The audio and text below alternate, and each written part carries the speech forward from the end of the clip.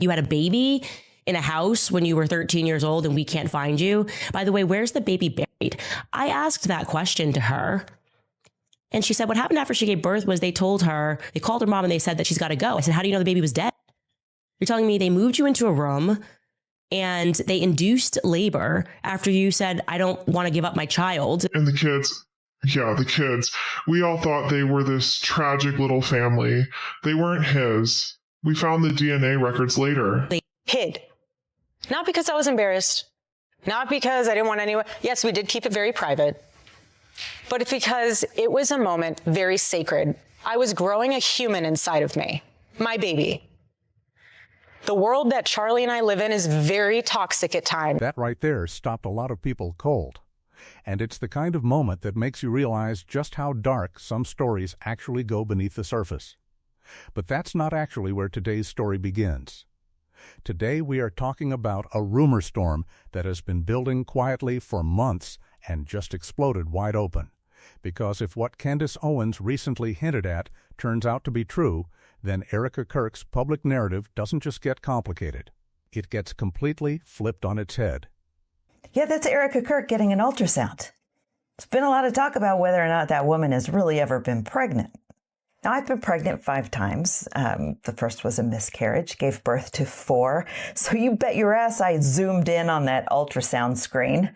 And this is a close-up of the screen, which led me to do a deep dive into the stages of pregnancy, which I've done, back in the day when I was pregnant, but it's been a while. It's hard to see a lot of detail in that picture. Based on her stomach size and the size of what we can see, it would be safe to presume this is the viability ultrasound, that they determine if there's a heartbeat, which they can do as early as 6 weeks. And this is what it looks like at 6 weeks, and this is what it looks like at 8 weeks. Wanted to compare that to her picture, but I don't have the technology to zoom in on it. I wasted 2 hours, except I learned that at 9 weeks they hiccup. I didn't know that. So let's slow this down, because this is where it gets messy. For a long time, there has been one question circulating in online spaces that nobody could quite shake. Was Erika Kirk ever actually pregnant? And if she was pregnant, the second question that follows is somehow even more explosive. Was the child really Charlie's? Right now, behind the scenes, there are whispers about alleged DNA proof that is reportedly circulating privately, and those whispers are getting louder by the day. A conversation that used to live in the smallest corners of the internet is now blowing up in the open. But before getting swept up in the speculation, there is something very simple and very observable worth addressing first. In today's world, pregnancies get documented. Everywhere. People share ultrasound photos, baby bump selfies, candid hospital moments. And when you are a public-facing personality who has built an entire identity around being on camera, that documentation tends to be even more visible. But here's the part that people keep coming back to. There is reportedly not a single clear, candid photo showing Erika visibly pregnant. Not one public appearance with an undeniable baby bump. No paparazzi shots, no casual, unfiltered social media moment. And that absence stands out in a way that is genuinely hard to dismiss, because Erika's entire public life was built on being seen. Seeing Charlie in an elevator, everything about Charlie is adding up. I cannot get a single person to confirm if they saw Erika, who's apparently out and about. I then thought, wouldn't it make sense? She screams in the middle of a parking lot. She screams in the middle of a doctor's office. Everybody kind of knows where they were when Charlie got shot. Okay, if this doctor's office had people in it, there's going to be someone who said, hey, I heard a giant scream at my doctor's office. She filmed herself on stages, on airplanes, at conferences, and emotional moments that most people would never put online. And that is exactly what makes the next detail so difficult for many people to brush aside. When Charlie P. had set away, Erika did not step away from the camera. She picked it up immediately. She documented her grief in real time. She filmed herself saying goodbye to her husband. Those were some of the most private, gut-wrenching moments imaginable, and she shared them publicly. So when people ask why pregnancy, specifically, was treated as completely off-limits from any documentation while everything else was open, that contrast becomes very hard to explain away. And that is the precise moment when people online started digging. Erika's entire public identity is tied to that last name. Her social media handles reportedly say Mrs. Erika Kirk across the board. So when ultrasound footage surfaced and viewers zoomed in on the name displayed, what they reportedly found was not Kirk. According to what observers noted, the name on that ultrasound was her maiden name, Erika Franza. Now, there could be a perfectly simple explanation for that. Old paperwork, a hospital records lag, an administrative clerical issue. Those things happen. But when someone's entire public persona is built around being Mrs. Erika Kirk, seeing a completely different name on something as significant as an ultrasound is the kind of detail that does not go unnoticed. Because I know we had a birth plan, and the only thing that went to plan on that birth plan was that we had a child. That's right. Everything else went out the window. We had a great OD. May he rest in peace. Terrible story. It's so sad. And here's another layer people pointed out from that same footage. Charlie was reportedly not at that appointment. According to what viewers observed, Erika went to the hospital with her mother Lori, not with her husband. On its own, that is not unusual. Family members accompany each other to medical appointments all the time. But when you stack that detail on top of the missing pregnancy photos and the name discrepancy, suddenly even the smallest observation starts carrying a lot more weight. Interview. There were other moments people kept pulling up. In past conversations, Erika reportedly struggled to remember her wedding anniversary and stumbled over dates connected to her children. That alone triggered another wave of online speculation. And then there is a clip that certain viewers keep rewinding from Charlie's own podcast where Erika casually mentioned that her obgyn was no longer alive. That comment left a lot of listeners genuinely confused and searching for more context, because it was the kind of detail that raises more questions than it answers. But then it gets even stranger, because Candace Owens recently made an allegation that launched the entire conversation into a different dimension. According to Candace Owens, on the day Charlie was shirot, Erika may not have been where she initially said she was. That allegation alone sent the internet into a complete storm. Erika's original account, as publicly understood at the time, placed her at the hospital with her mother, receiving treatment.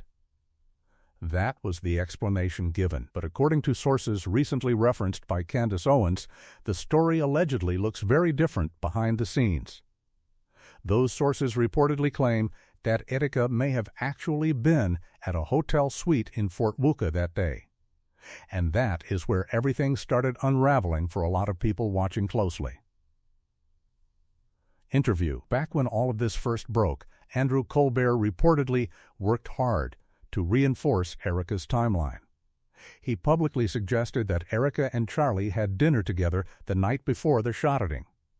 He even shared a photo intended to support that claim, a photo that was reportedly taken by Erika herself. The image reportedly showed a hand holding a phone while walking with children, and it was presented as evidence that she was with her kids on September 9th around 8:33 in the morning Pacific time, taking them out before heading into the day.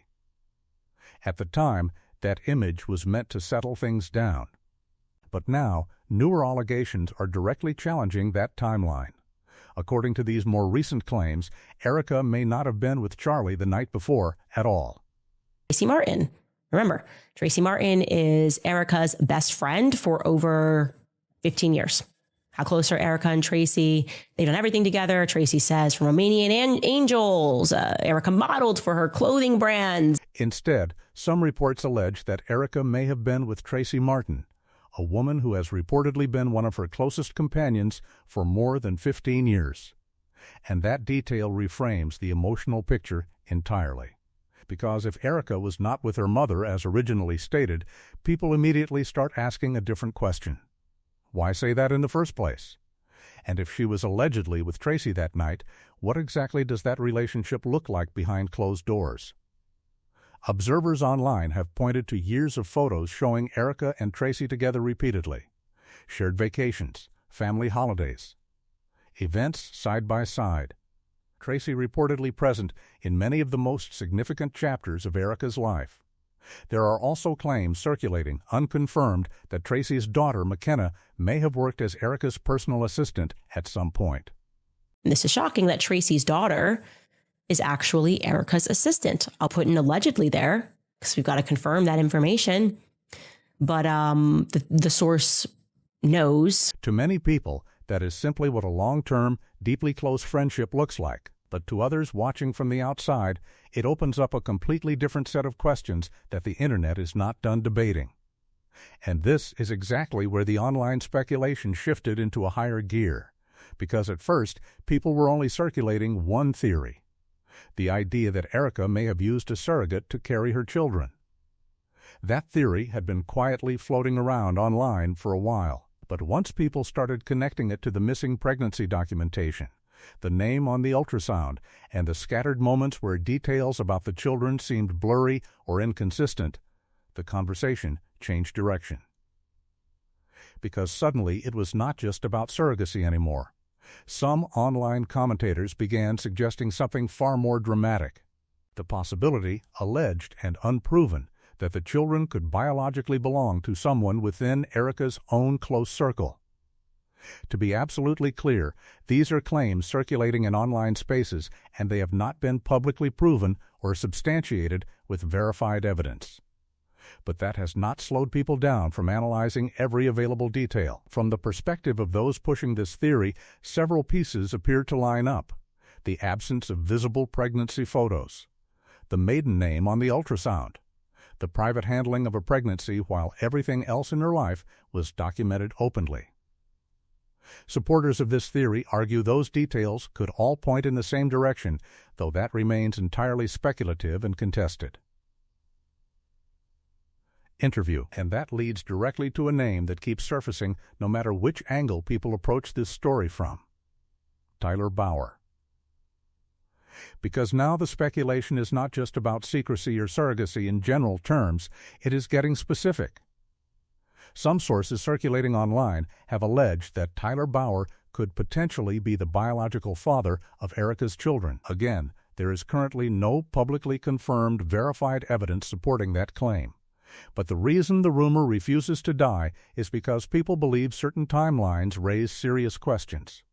Reports have suggested that the marriage between Erika and Charlie may not have been in a stable place during that period. According to some accounts, tensions had allegedly been building behind the scenes, and the relationship was reportedly struggling in ways that were not visible to the public. He was to tell his story, but he also had to include the part where he claims that he saw Erika Kirk the night before, also on Fort Huachuca at Candlewood Inn and Suites, okay? If that alleged timeline is accurate, it changes how people interpret almost everything that followed. By that point in the narrative, some observers were no longer treating divorce as a distant, hypothetical possibility. They were describing it as something that reportedly felt like an approaching reality. Critics watching closely pointed to small but specific details. Claims that Charlie had allegedly stopped wearing his wedding ring. Reports that he had been sleeping on the couch. And the observation, noted by some, that Erika did not reportedly KS him goodbye on the morning everything changed. Those details might feel minor in isolation, but when people line them up together, they form a narrative that a large number of online commentators continue to debate intensely. Then there's the moment that sparked a separate round of questions entirely. Erika publicly released what was described as Charlie's final letter to her. The message reportedly praised her and spoke about his love in deep terms. But critics immediately questioned why such an intimate, private letter would be released to the public at all. Some skeptics went further and questioned whether the letter could even be genuine, though no verified evidence has ever confirmed that allegation. Still, the act of sharing it publicly meant every single word was going to be analyzed, and it was. My husband, and I want to give him a kiss because I didn't get to give him a kiss this morning. Reports, disputed but persistent, have continued to surface suggesting that Erika may have been at a resort when Charlie was shot rather than at home or in the location she described. Those claims remain actively contested and are not established as fact. But here's the part that keeps the speculation alive. If Tyler Bauer had reportedly introduced Erika to Charlie years before they were ever married, and if rumors about any kind of prior or ongoing connection between Tyler and Erika carry even a thread of credibility, some observers believe that reshapes the entire timeline people thought they understood. And to be clear again, there is no publicly confirmed Denia report or paternity finding that supports any of these claims. None. What exists is online speculation, and it is spreading fast. What Candace Owens has openly suggested in her series, reportedly titled Bride of Charlie, is that she may be sitting on information capable of directly challenging Erika's carefully constructed public image as the devoted political spouse. According to Candace, the next reveal could change how people see this entire story from the beginning. And that is why Tyler Bauer's name keeps resurfacing. Before they met, during the marriage, and now again, right at the center of questions about how everything allegedly fell apart. When the same name keeps appearing across multiple chapters of a story this complicated, people pay attention. Because patterns matter, even when those patterns do not yet add up to proof. So, the big questions are still wide open and hanging in the air. Why was Erika reportedly not where she originally said she was on the day Charlie was shot? Was she truly with Tracy Martin that night, as some reports allege? Or is there another explanation that has simply never been fully clarified or publicly addressed? And what about the rumors that Tracy may have played a far deeper role in Erika's life than anyone has ever officially acknowledged? Some people say it was a close friendship. Others are speculating about something completely different. But the one question that sits underneath all of it, the one that connects every single thread in this story, is the one nobody has been able to definitively answer yet. If any part of what is being alleged turns out to be confirmed, what exactly did Charlie know? And when did he know it? Drop your thoughts in the comments below, because I genuinely want to know what you think. Do you believe these are coincidences stacking on top of each other, or do you think there are real unanswered questions buried inside this story that deserve a much harder look? Make sure you like the video, subscribe if you are new, and share this with someone who has been following the case. And the next video on your screen, you are not going to want to skip that one either. And Tyler was there. Tyler Boyer. Yes, he was there with his wife, his beautiful wife, and his kids. And he came up to me afterwards and he was like, hey, we're starting this, or we have this organization and we're starting in Arizona. Would love for you to be a part of it. And I said, thank you for all the information, but I am moving to Manhattan. And I was like, stay in touch. And we didn't really stay in touch all that much.